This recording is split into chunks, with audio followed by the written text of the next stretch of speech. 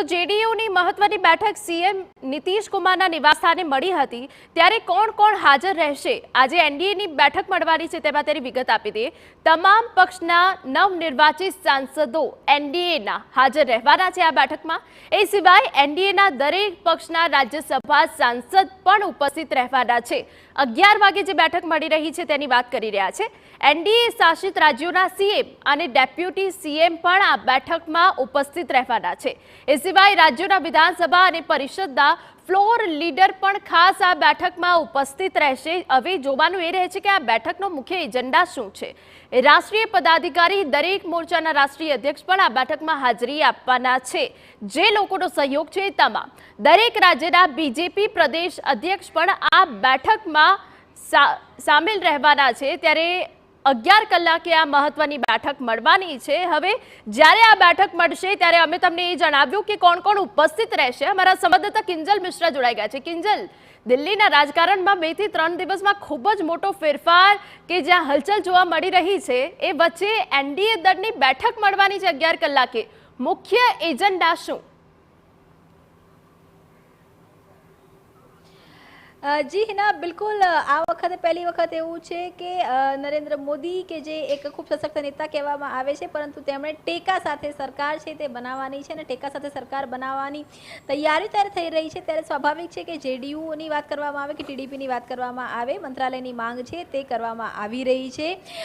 એક કેબિનેટ કક્ષાના મંત્રી તથા 2 રાજ્ય કક્ષાના મંત્રી આ પ્રકારની મંત્રાલયની માંગ કરવામાં આવી રહી છે। ત્યારે એ જ કારણ છે કે આજે એનડીએની જે બેઠક 11 વાગે બોલાવવામાં આવી રહી છે તે ક્યાંક ને ક્યાંક ભાજપનું શક્તિ પ્રદર્શન છે। હવે દર્શકોને એવું લાગે કે ભાજપનું માત્ર શક્તિ પ્રદર્શન કઈ રીતે, તો સ્વાભાવિક છે કે એનડીએ જે ઘટક દળ છે તેમના જે સાંસદોની સંખ્યા છે, સ્વાભાવિક છે કે એ જે સંખ્યા છે તે સરકાર બનાવવા માટે ખૂબ જ જરૂરી છે। પરંતુ એ જે સંખ્યા પ્રમાણે જે પ્રકારના ખાતા માંગવામાં આવી રહ્યા છે, તો જે પ્રકારનું કેબિનેટમાં સ્થાન માંગવામાં આવી રહ્યું છે, તો તેની સામે ભાજપ દ્વારા ભાજપના જેટલા ઉમેદવારો જે જીત્યા છે, નવનિર્વાચિત સાંસદ બન્યા છે, તેમને બોલાવવામાં આવ્યા છે। તેની સાથે જ ભાજપના જે પ્રદેશની અંદરની પ્રદેશ અધ્યક્ષ છે તેમને બોલાવવામાં આવ્યા છે।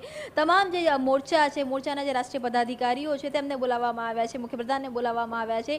તો એક જે શક્તિ પ્રદર્શન છે તે વિધિને એનડીએ એટલે કે એનડીએમાં પણ ભાજપનું વર્ચસ્વ કેટલું મજબૂત છે અને કેટલું દમાદાર છે તે બતાવવાનો પણ પ્રયાસ છે। તેની સાથે જ વાત કરવામાં આવે તો આ એક ઓપન ફોરમ છે। 11 વાગ્યાથી આ બેઠકની પડેપણની ગતિવિધિ આપણે પણ નિહાળી શકીશું કે આ બેઠકની અંદર એક સર્વાનુમતે વડાપ્રધાનના ચહેરા તરીકે નરેન્દ્ર મોદીની પસંદગી થવા જઈ રહી છે। એટલે કે વિપક્ષને પણ આ એક જવાબ આપવાનો પ્રયાસ છે। એટલે કે એક કાંકરે 2 શિકાર જે કરવાની જે એક મહારત છે તે અહીંયા પ્રયાસ થઈ રહ્યો છે કે એક તરફ એનડીએને પણ એ વસ્તુ બતાવવું ઘટક દળોને કે તેમની પાસે અત્યારે પણ કેટલું સંખ્યાબળ છે, બીજી તરફ આપ જુઓ કે જે અપક્ષમાંથી ચૂંટાઈને આવેલા નેતાઓ છે, સાંસદો છે, તેમ સાથે પણ વાટાઘાટોનો દોર છે તે ચાલી રહ્યો છે। તો આ તમામની વચ્ચે એનડીએમાં પણ ભાજપનો દબદબો જળવાયેલો રહે એ પણ એક શક્તિ પ્રદર્શન છે। તેની સાથે ઇન્ડિયા ગઠબંધનને પણ એ બતાવવું કે એનડીએના જેટલા ઘટક દળો છે તે બધા એક ઘટક દળો છે અને બધાએ સર્વાનુમતે બહુમતીથી નરેન્દ્ર મોદીને 3જી વખતે વડાપ્રધાન તરીકે પસંદગી કરી છે। તો આ એક મેસેજ આપવાનો પણ પ્રયાસ છે અને એ જ કારણ છે કે પાર્લામેન્ટની અંદર આપ જોઈ શકો છો કે આ જે પાર્લામેન્ટ ભવન છે, આ જ વોકવે, આ જે વીઆઈપી મુવમેન્ટ છે તે આ જગ્યાથી થતી હોય છે, રાષ્ટ્રપતિ ભવનથી લઈ અને આ આખો જે એરિયા છે તે રિસ્ટ્રિક્ટેડ એરિયા 2 દિવસ માટે કરવામાં આવ્યો છે, જ્યાં સુધી શપથવિધિ ન થાય ત્યાં સુધી। તો આ એક આખી જગ્યા છે કે જ્યાં અત્યારે હવે નવી સરકારમાં કોણ હશે, નવી સરકારની જે કવાયત છે તેને લઈને જે માહોલ છે ક્યારેક નરમીવાળું અને ક્યારેક જે દિલ્હીની ગરમીવાળું જોવા મળી રહ્યું છે। બિલકુલ બિલકુલ કિંજલ, ખૂબ અગત્યની જાણકારી આપ આપી રહ્યા છો, જોડાયેલા રહેજો। તો જે રીતે આ મહત્વની બેઠક મળવાની છે કે અને એ સિવાય જે અન્ય પાર્ટી સહયોગથી સરકાર રચાવા જઈ રહી છે, અન્ય જે સહયોગી પાર્ટી છે તેઓએ શું માંગ કરી છે તેના વિશે પણ અમે તમને જણાવી દઈએ કે જેડીયુએ શું માંગ્યું છે। તો નીતિશ કુમારની જેડીયુએ માંગ્યા છે 3 પ્રધાન પદ। જી હા, જેડીયુ દ્વારા શું માંગ કરવામાં આવી રહી છે, તો જે 2 મહત્વના મંત્રાલય છે જેમાં એક રેલવે અને બીજા અન્ય 2 મહત્વના મંત્રાલય માંગ્યા હોવાની સૂત્ર પાસેથી વિગત મળી રહી છે। એ સિવાય બિહારને વિશેષ પેકેજ આપવાની પણ માંગ કરવામાં આવી છે. સૂત્ર પાસેથી આ વિગત મળી રહી છે. 2025ની વિધાનસભા ચૂંટણી નીતિશના નેતૃત્વમાં લડાઈ, આ તમામ મુખ્ય માંગો છે કે જે મૂકવામાં આવી છે.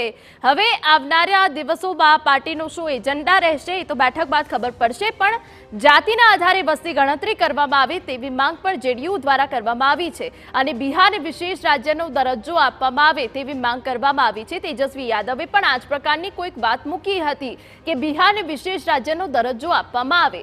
ત્યારે અન્ય જે પક્ષો છે તેમને શું માંગ કરી? ટીડીપીની વાત કરી લે તો એનડીએનું સંયોજક પદ માંગ્યું છે ટીડીપીએ. જી હા, વાત જેડીયુની થઈ, હવે ટીડીપીની કરી લઈએ તો ટીડીપીએ લોકસભા સ્પીકર પદ પણ માંગ્યું હોવાની વિગતો સામે આવી છે. 3 મોટા મંત્રાલયોની પણ માંગ કરવામાં આવી છે. જે મોટા મંત્રાલય છે, જે મહત્વના મંત્રાલય છે તેની માંગ કરવામાં આવી છે ટીડીપી દ્વારા, અને એ સિવાય સંયોજક પદ પણ એનડીએનું માંગ્યું છે.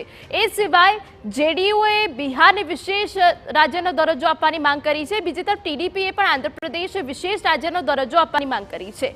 પુત્રને પ્રધાન પદ આપવાની માંગ ટીડીપી દ્વારા કરવામાં આવી છે. આ તમામ જે માંગો છે તે કરવામાં આવી છે. એલજેપી અને હામે શું માંગ્યું છે એ પણ અમે તમને જણાવી દઈએ. ચિરાગ પાસવાન અને જીતનરામ માંઝીએ પણ પ્રધાન પદ માંગ્યા હોવાની વિગત છે. ચિરાગ પાસવાન અને જેડીયુ વચ્ચે રેલવે મંત્રાલયને લઈને ખેંચતાણ જોવા મળી રહી છે. જેડીયુએ પણ રેલવે મંત્રાલય માંગ્યું છે. એ સિવાય ચિરાગ પાસવાન પણ 2 પ્રધાન પદ ઈચ્છે છે. જ્યારે અન્ય જે પક્ષો છે તેના સહયોગથી જ્યારે સરકાર રચવા જઈ રહી છે તે વચ્ચે કેટલાક પક્ષોએ માંગ કરી છે. ચિરાગ બિહારમાં પોતાના માટે મહત્વની ભૂમિકા પણ માંગી રહ્યા હોવાની સૂત્ર પાસેથી વિગતો છે. એ સિવાય જીતનરામ માંઝીએ પણ પ્રધાન પદની માંગ કરી હોવાની પણ વિગતો મળી રહી છે. એલજેપી અને હામે શું માંગ્યું છે એ અમે તમને દર્શાવ્યું છે. હવે